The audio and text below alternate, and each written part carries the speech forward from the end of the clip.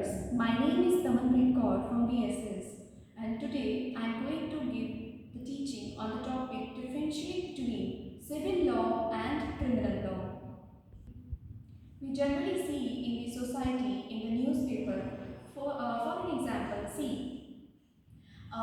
my mother has read the newspaper today and she was telling me, do you know what happened yesterday? I was very curious to know and I told my mom, what happened mom? So my mother was saying that there was a murder in our area. So that was a murder. On the next day, when I read the newspaper, there was a different case. The case was there was a dispute between two landlords and the reason for the dispute was land. Now, there are two cases here. The two cases suggest that on the first case, there was a saying that there was a murder, and in the second case, there was a case of dispute between two landlords. Here, we are connecting these two topics with civil law and criminal law.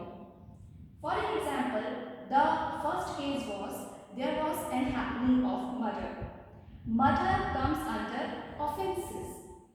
Offences comes under criminal law.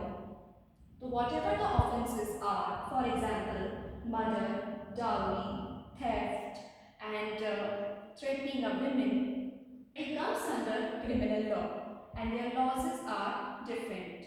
Why? So, under criminal law, we deal with offences. Next, civil law. So there was a second case. Remember, now the repetition comes.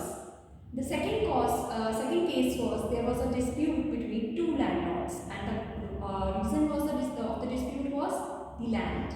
Here it comes. Civil law, it deals with disputes. So wherever we see the disputes, it comes under civil law.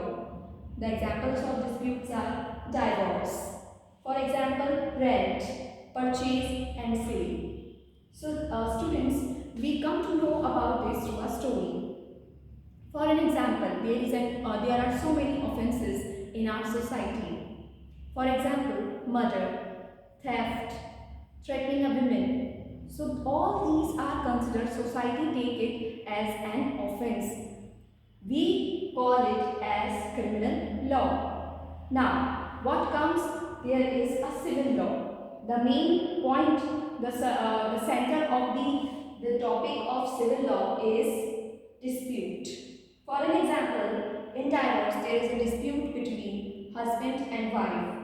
Under rent, maybe there is a dispute between landlord and tenant.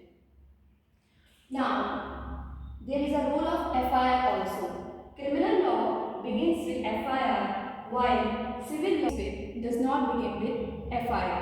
Now, here comes what is the meaning of FIR. The full form of FIR is First Investigation Report. First investigation reports consist of the date of happening of an offence, the time of happening of offence, and whatever the eyewitnesses are, the information which is all information related to the offence comes under FIR. Here comes the next, consequence. The synonym of consequences can be result. The accused can be sent to jail. As there are offences, the accused can be sent to jail, and here compensation would be given in case